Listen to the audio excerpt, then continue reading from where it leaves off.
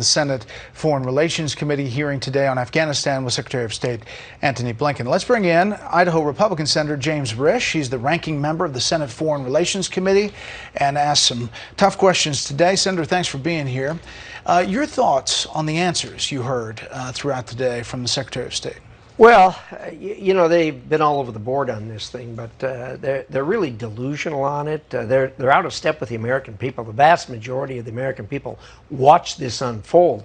What you just saw was a statement from the Democrat chairman of that committee calling this a colossal failure. It clearly was. It was a debacle. It was an embarrassment. It was all those things, and we wanted answers as to who was making the decisions and who was making the calls on it. We didn't get very much in that regard. But the takeaway is that they're, as was said here, they're patting themselves on the back on what a great job done. Look, I was privy to the discussions about this in the last administration, certainly not in this administration. And there's some basics they didn't follow. Look, you evacuate the country first, then you give up the country. You don't give up the country and then try to evacuate it, or what you saw is what you get. Do you think if the U.S. kept the 2,500 troops that were on the ground in Bagram Air Base, that they would have been able to hold the line and get those Americans out in time? The contention was from the Secretary of State today that they would have had to inflow a lot of other troops to protect from a aggressive Taliban that was on the move. Well, it goes back further than that, Bret. One of these things that is always overlooked is the fact that how you message and how you communicate with the enemy is really important. In the last administration, when a plan was put on the table, there was very clear communications to the Taliban. If they didn't meet those commitments to reduce violence, etc., there were going to be dire consequences. They believed that. In this particular instance, this administration went out of its way time and again to telegraph to them that they weren't going to push back, starting with the withdrawal of air cover, abandoning Bagram Air Force Base. By the time this happened, the Taliban were convinced they could run right over the country, which they did. The key part, it seems, over the last 2 days in these hearings is trying to figure out how many people are on the ground that we need to get out. Yeah. Americans, green card holders, and SIVs. It's a mismatched numbers. I want to take a listen to some of this. Yeah. On the question of how many U.S. citizens may be in Afghanistan, it is not a tally that we keep in the context of Afghanistan or any other country. There are individuals who will self-identify as American citizens. That number is around 11,000. Beyond that, around the country. Beyond that, though, there are individuals who may not have self-identified. Our Operation Allied Rescue ended up getting more than 5,500 Americans out. There's a huge difference between 6,000 and 15,000. What happened to these other Americans? Did you get an answer? They said roughly 100 Americans. They said thousands of green card holders, and they really didn't put a number on the SIVs. Yeah, obviously the one I was most interested in is the Foreign Relations Committee staff had cranked on the administration for a long time to get numbers, and they were giving us numbers way up there, 15,000, 20,000 Americans, and by their own admission, they got 6,000 Americans out.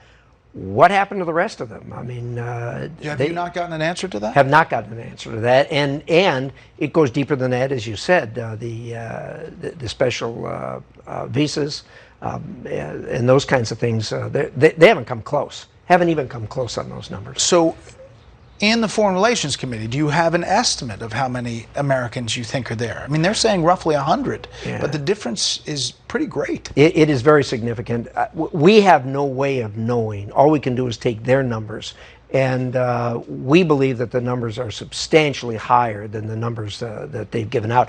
Bret, the other thing that's happening here is this thing is just starting.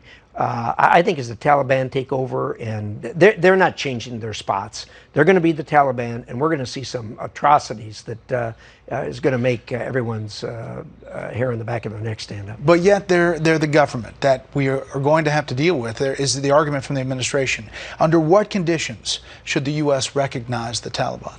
Well, under the present conditions, I'd say we shouldn't. I mean, we don't recognize coups, and this was a coup. There was a democratically elected government in place that a lot of men and women in the United States gave blood for, and that we all paid treasure for. They were in place, and they've been toppled by a terrorist group. To call them a government, I think, is obscene. I think it's a slap in the face of every person who served in Afghanistan. And the Secretary of State conceded today Al-Qaeda has never severed ties. The Taliban's never severed ties with Al-Qaeda, and the Haqqani network is a terror network. There was one exchange between you and Secretary Blinken that raised some eyebrows and got a lot of response. Here it is. Who is responsible? Who made the decisions on this? Was it the President of the United States? Ultimately, the President makes the decisions. That's correct. Somebody in the White House has authority to press the button and stop the President, cut off the President's speaking ability and sound. Who is that person? I think anyone who knows the President, including members of this committee, knows that he speaks very clearly and very deliberately for himself.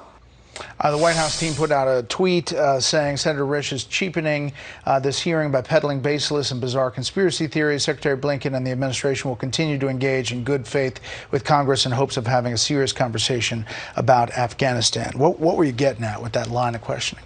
Well, I think all of us have seen this administration and compared it to prior administrations, whether you like it or not, you wind up comparing it. And for whatever reason, from time to time, his sound is cut off, whether he's in the White House or in other places. Sometimes he's hustled off at the stage where where the media can't get answers. Somebody needs to be in charge. Now, I agree with the Secretary of State that Joe Biden is an engaging person. If you're having a conversation like this, he will speak his mind. Did you work with him? Let's see, you were 2000. Yeah, he was vice president all the time during the Obama administration. Not on the Senate Foreign Relations Committee. Not on. Actually, I guess for a small period of time, I was there when he was there. But look, I know Joe Biden. I worked with him, and we've all seen what's happened over the last couple of few years, and there's a lot of concern. You're saying a degradation in his abilities? Well, I think that people have to make their own judgment in that regard. I can tell you this.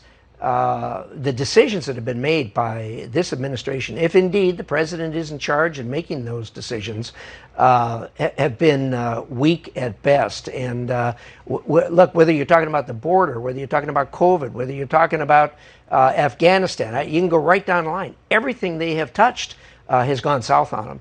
And it's a serious concern. Senator Risch, we appreciate your time. We're going to have you get back to talk about taxes and finances some other time. Thanks a lot. First guest on our new set, by the way. Glad to be Welcome. here. Thank you.